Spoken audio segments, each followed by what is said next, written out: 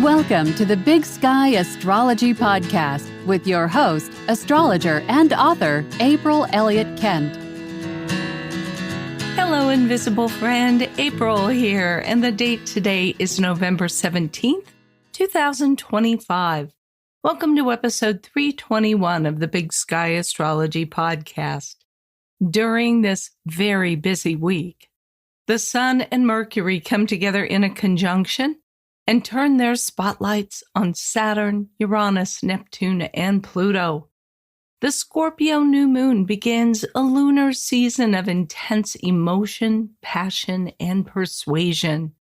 The Sun enters its Sagittarius season, a time of optimism, gratitude, and new challenges.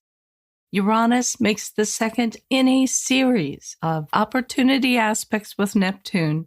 And because it was such a busy week with so much to cover, I'm afraid once again this week, there is no listener question, but I will be getting back to that segment next week.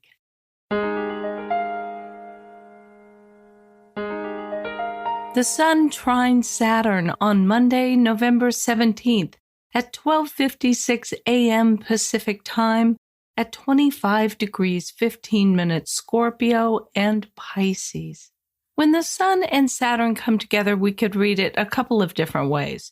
One is that Saturn can be making us individually, Sun, feel very blocked or frustrated or tired. But we can also look at it as Saturn supporting the Sun. And in this case, it's Saturn in Pisces, and it's supporting the Sun in Scorpio. Now, Scorpio is a sign I love, but it is ruled by Mars, so sometimes it has some rough edges. Having Pisces included in the mix brings grace and charity. It is Saturn, so it is a planet of teaching and training. It's not that everything goes really smoothly. But here is a chance at this trine to focus on combining the Sun in Scorpio's protectiveness and determination with kindness toward others.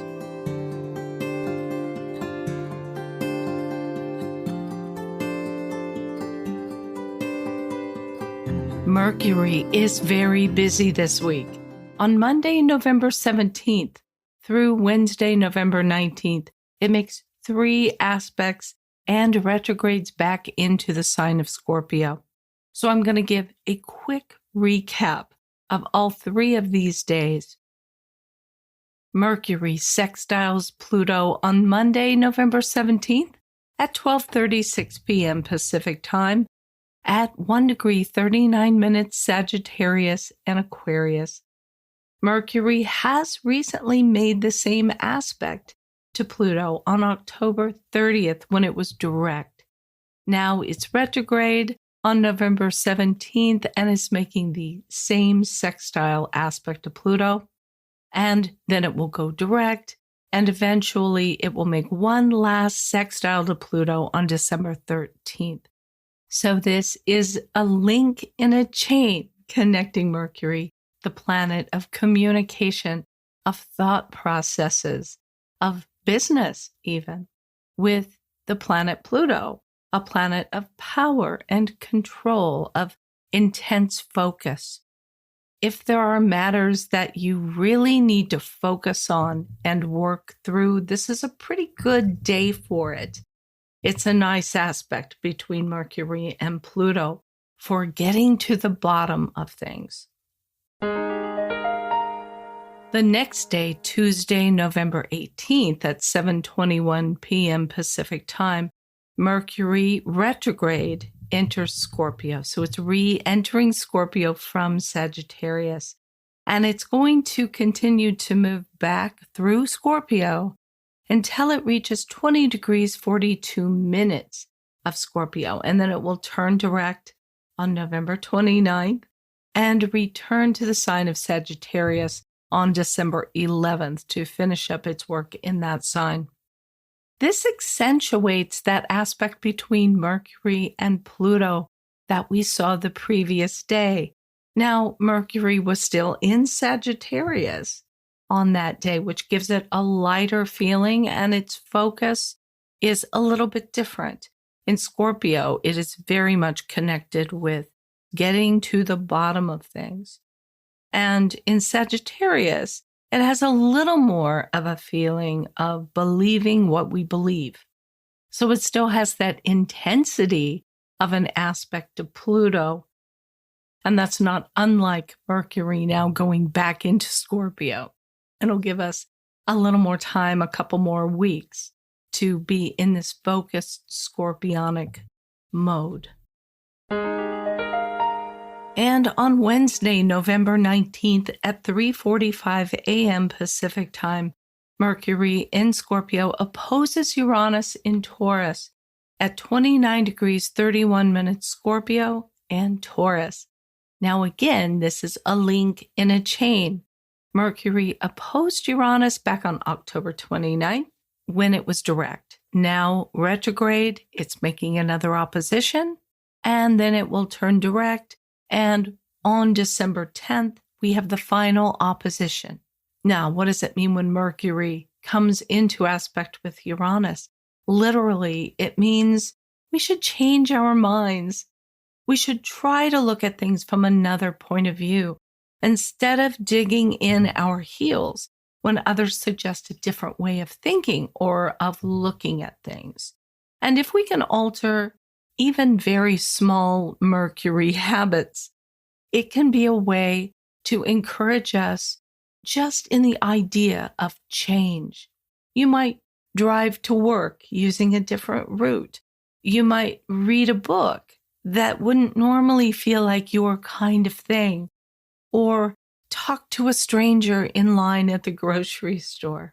A little less than 1 hour later, Mercury trines Neptune at 4:21 a.m. Pacific time, also at 29 degrees and 29 minutes Scorpio and Pisces. This is another link in the chain, and the dates are very similar. Mercury, when it was direct on October 29th, made this trine to Neptune. Now it's retrograde and making this trine. Then once it goes direct, it will also trine Neptune on December 11th. So coming shortly after the opposition to Uranus, I think I would ask you to consider that the changes that you are trying to make in your thinking, if you are on the opposition to Uranus, might also open up your intuition. That is Neptune's bailiwick. I think Mercury in aspect with Neptune, and especially in this easy flowing trine aspect, puts me in the mind of sitting on the sofa in the front room, gazing out the window at nothing. You know how sometimes you will be staring into the distance at nothing in particular, and all of a sudden you come back into consciousness and you're thinking, wow, where was I? That is a wonderful exercise sometimes for the brain, and especially with Mercury retrograde. It is a great time for letting our minds just relax and take a little mini vacation.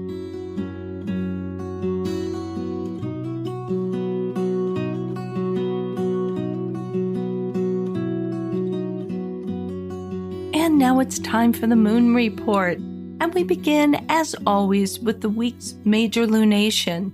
This week, that is the Scorpio New Moon on Wednesday, November 19th at 10:47 p.m. Pacific Time at 28 degrees 11 minutes Scorpio. This new moon, along with Mercury, is in a grand trine aspect with Jupiter and Saturn. That means they are trine Jupiter, they are trine Saturn, and Jupiter and Saturn are trine each other. And the new moon is also opposed Uranus. You put all these together, and it's a configuration called a kite. I like the kite because it keeps the planets in a grand trine aspect from sinking into inertia and complacency, which can often happen with that much trine energy. But when you have something like this opposition to Uranus sitting in the middle of this grand trine, it introduces some much needed tension. And that motivates us. And in turn, makes us really use all of the good benefits of the trine aspects and put them to really good use. As we are making our intentions at this new moon, we need to keep in mind this powerful call to change that we talked about a little bit earlier with the Sun in Scorpio opposed Uranus. If we're willing to change, so much becomes possible. As we see in those aspects to Jupiter, Saturn, and Uranus, the world opens up and becomes larger. We tap into our innate authority, and our scorpionic power is unleashed. Scorpio is a fixed sign, along with Taurus, Leo, and Aquarius, and these are signs that do not like to change. In Scorpio's case, I think of its fixed nature as being a reflection of the loyalty that it has to its values. And change can look like something that is betraying those values, but that doesn't need to be the case. Think of this as an opportunity to let loose of negative qualities, like holding a grudge, for instance, that can keep us stuck in bad patterns. This is a new moon for changing that thinking and beginning to let go so we can change direction. This is the new moon in a lunar phase family cycle that will unfold over the next 3 years around the same issues and ideas related to this new moon. In the lunar phase family cycle, there is a major lunation near this new moon degree every 9 months. So on the first quarter moon on August 19th, 2026, it is at 27 degrees 7 minutes Scorpio, and it marks a moment in this lunar phase cycle to initiate action consciously or sometimes unconsciously. Things need to happen in order to really get this new moon lunar cycle moving. 9 months after that, on May 20th, 2027, there is a full moon at 29 degrees 13 minutes Scorpio. That is an opportunity to see clearly exactly what we have started at this new moon. And then 9 months later, on February 17th, 2028, the last quarter moon at 28 degrees 10 minutes Scorpio is another action moment in this cycle and gives us the opportunity to make a decided move in the direction of completing what we began at this new moon cycle.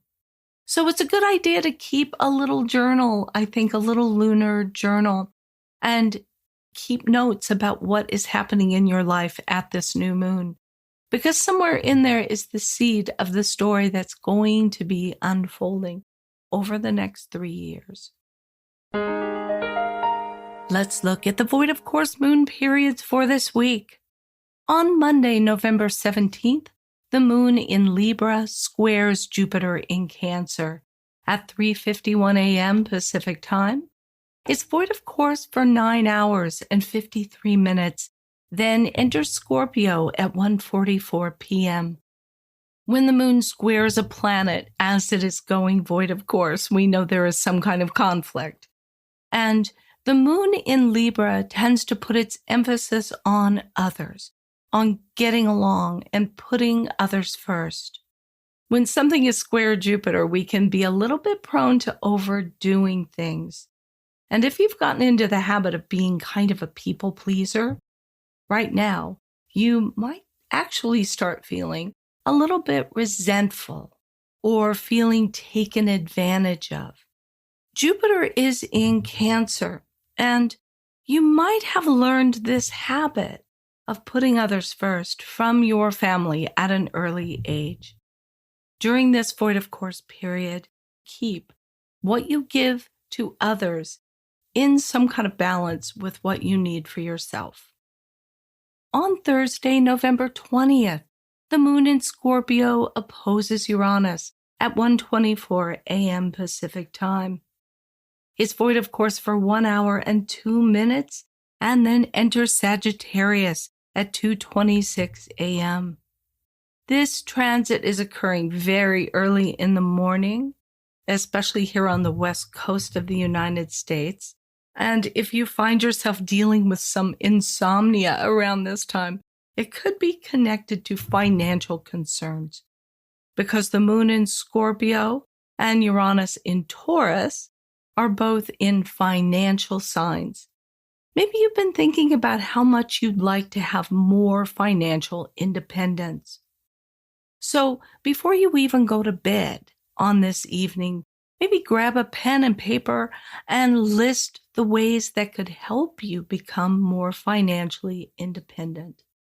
Consider listening to a podcast about financial topics or reading articles about financial independence. Use this void of course moon period to get in the habit of reviewing your finances on a regular basis and setting aside time to educate yourself on financial matters and get clarity on your financial goals. And on Saturday, November 22nd, the moon in Sagittarius squares Neptune in Pisces at 1:48 p.m. Pacific time. It's void of course for 1 hour and 5 minutes and then enters Capricorn at 2:53 p.m. The moon in Sagittarius can be a bit emotionally volatile, like it is in all of the fire signs.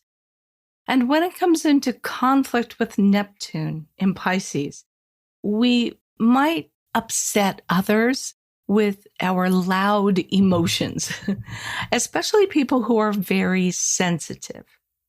Use this brief void of course moon period to stop and reflect on difficult emotions that come up in the moment, instead of blowing up and letting them hurt others or sabotage your day.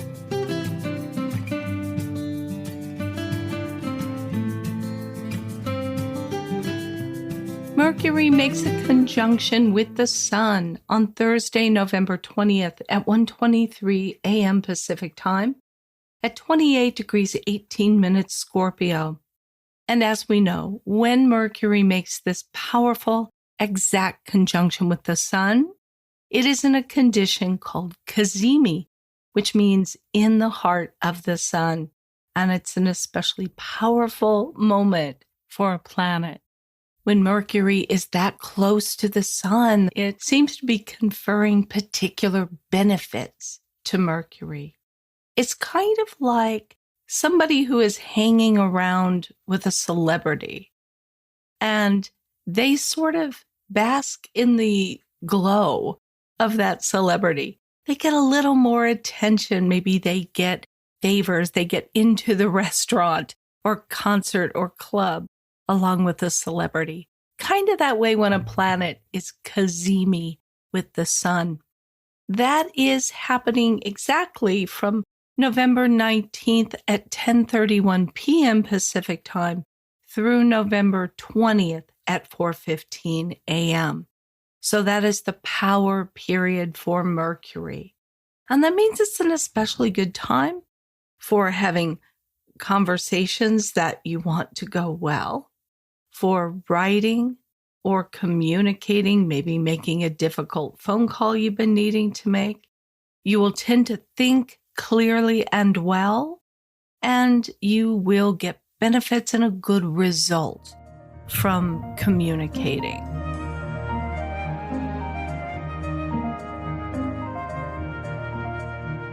Uranus sextiles Neptune on Thursday, November 20th at 6:33 a.m. Pacific time at 29 degrees 29 minutes Taurus and Pisces.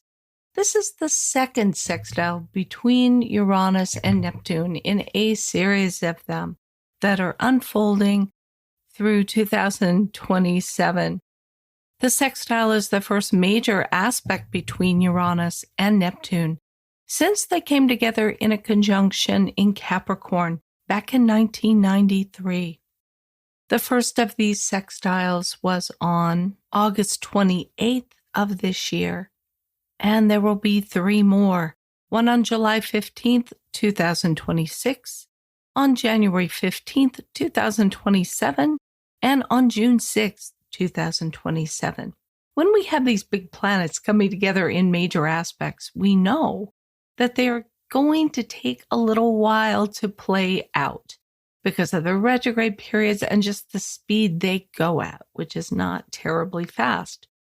But it also means that the things represented by this aspect are really important because there are things that are going to unfold over time. Back in August on episode 305, when I spoke about this first aspect, the aspect was happening in the signs of Gemini and Aries. This time around, they are at the very end of Taurus and Pisces. There's a little bit of a difference.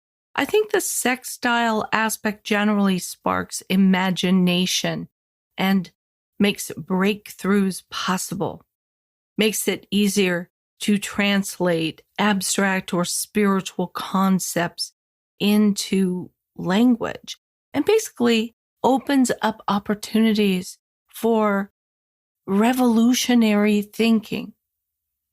Now, at Taurus and Pisces, I think it's a little quieter than in Gemini and Aries.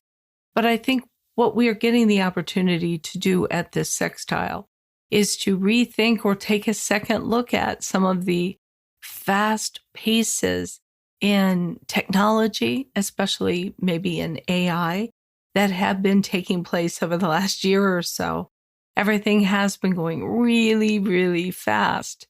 And I think that this sextile is just maybe a moment to put the brakes on Uranus in Taurus and to contemplate not just what might happen on an intellectual level, but how it affects us on a feeling level, which is the Neptune in Pisces.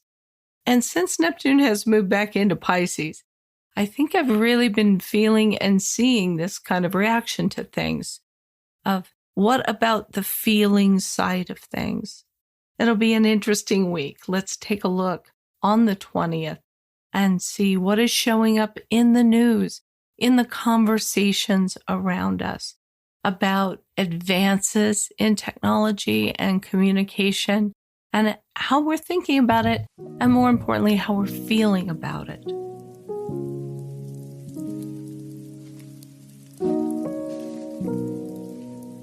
On November 21st, the Sun is highlighted.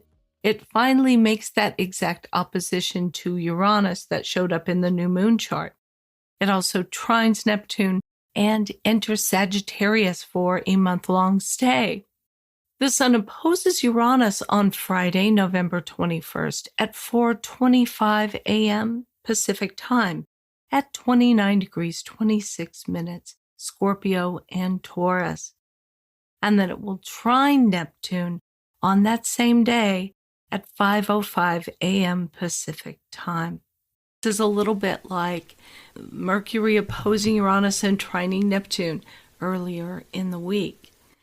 But that was almost the advance press agent. When Mercury makes aspects with things, he kind of comes along and says, here is how we are going to describe what's really going to happen when the Sun makes these same aspects later in the week. So here we are.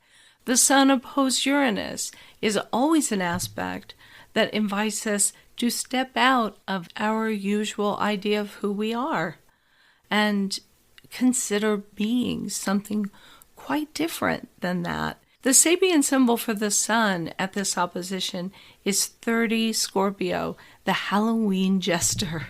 And in a way, it's kind of the opposite of that because the jester is wearing a costume and a mask and bringing some levity to whatever is going on. The Sun, instead, when it opposes Uranus, is kind of stripping down from its costume, stripping down from its mask. And as it connects with Uranus, saying, maybe I am not exactly what and who I have been thinking that I am.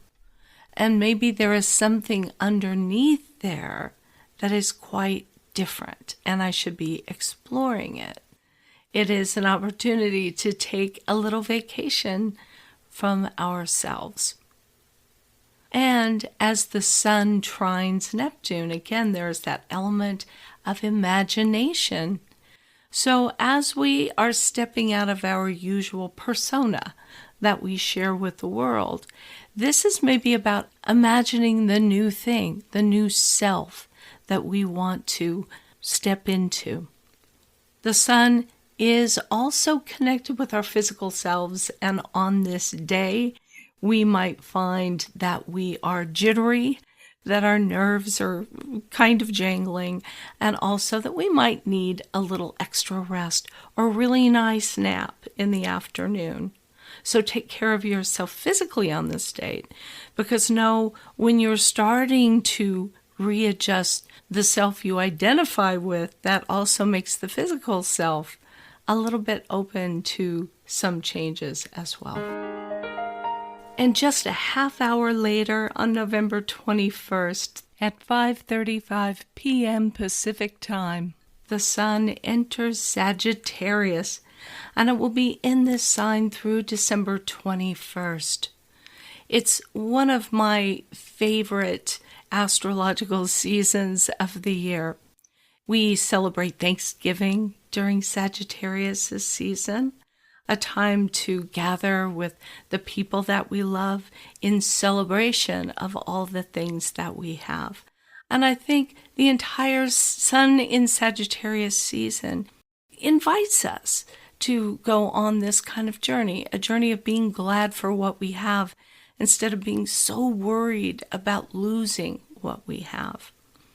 The Sun is in Sagittarius through December 21st. That is, of course, the winter solstice. And between now and then is the season of the winter journeyer, the winter traveler.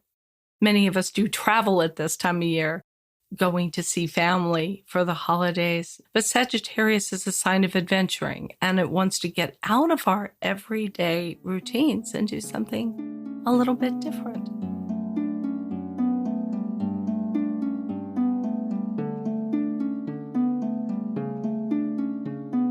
Now, Mercury is very busy as we're finishing up the week as well, with 2 trine aspects on Saturday, November 22nd. One is a trine to Saturn at 10:45 a.m., and one is to Jupiter at 3:37 p.m. These are both in the signs of Scorpio and Cancer. These are also links in a chain that connect with October 24th and 25th, when Mercury direct previously made these same trines to Jupiter and to Saturn. And they will make their last connection with each other when Mercury is direct again on December 6th and 7th. So think back to October 24th, October 25th. Look to see what was on your calendar at that time, what you might have been up to. And especially regarding socializing with other people, which can be a Mercury activity. Also, what we're thinking of, what we're working on, and conversations that we have had that maybe we need to back up and take another look at. If we had a dispute or a disagreement with somebody in late October, we have an opportunity now to try to make things right. Mercury in Scorpio can be a little bit sharp, and it wouldn't have been unusual for us to say some things we didn't necessarily think through all that well. But Mercury connecting with Jupiter is an opportunity to think big thoughts.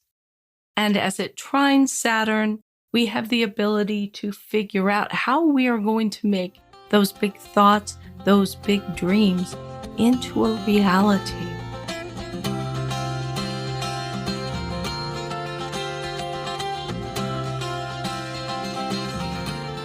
And On Sunday, November 23rd at 11:19 a.m. Pacific Time, the Sun sextiles Pluto at 1 degree 45 minutes, Sagittarius and Aquarius. The Sun is on the Sabian symbol 2 Aquarius, the ocean covered with white caps. And Pluto is on 2 Aquarius, an unexpected thunderstorm. We have had this combination of symbols a couple of times in recent weeks. And the message that they give is about things that are roiling under the surface, that are starting to disturb the surface a little bit. And also a thunderstorm, something that comes out of nowhere and makes us perhaps change our direction. And the Sun in Sagittarius, sextile Pluto and Aquarius, is a beautiful combination for exploration. These are both very independent signs, very freedom-loving signs that like to go out and have an adventure. So around November 23rd, the weekend before Thanksgiving holiday here in the United States, you might be traveling literally at that time to get to visit your family or friends. But even if you're not literally traveling, this can be a Sunday when it's nice to just get out and have a little adventure, because doing that will make us more confident and make us feel as though we are in control of our individual destiny.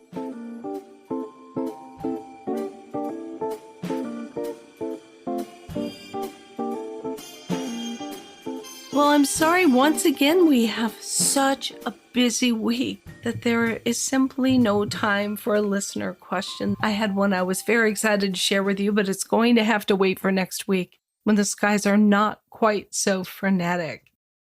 But in the meantime, if you have a question you would like me to answer on an upcoming episode, please leave a voicemail of 1 minute or less at speakpipe.com/Big Sky Astrology Podcast. I would love it if you did that. We haven't had a voicemail question in a while. Or if you are a shy person, of course, send me your question in an email to april@bigskyastrology.com.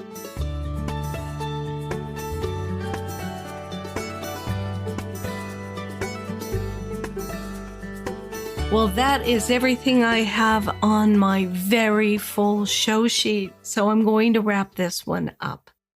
Thanks for listening to the Big Sky Astrology Podcast, and if you like what you're hearing, please subscribe or follow the show in your app of choice. It is the #1 way to help other people find the show. Leave a rating or review. And I hope you'll spread the word by telling an astrology-loving friend about the podcast. You can read show notes and full transcripts and leave your comments about each episode at bigskyastropod.com. Thank you so much to everyone who has continued to show support for the podcast, especially during my September podathon. On each episode, I'm thanking some of my financial donors by name. This week, let's give a Big Sky Astrology Podcast shout out to first-time donor Kristen Dvorak and monthly donors since our very first podathon, Natori Moore. Natori and Kristen, thank you so much for listening to the podcast and for supporting the show with your donations. If you'd like to support the show and receive access to my bonus video episodes for donors only, please go to bigskyastropod.com and make a contribution of $10 or more. You can make a one-time donation in any amount or become an ongoing monthly contributor. That is it for this episode. Join me again bright and early next Monday. And until then, keep your feet on the ground and your eyes on the stars. Thank you for listening. To learn more about April Elliott Kent, visit her website, bigskyAstrology.com, where you can sign up for her newsletter, read her thoughtful essays, find out more about her books and classes, or book a personal astrology reading. That's all for today. If you're enjoying the podcast, please take a moment to follow or subscribe to stay current with new episodes. And please leave a rating or review. You can follow Big Sky Astrology on Facebook or Twitter and Big Sky Astrology April on Instagram. Thanks again for being here, and we hope you'll join us next time.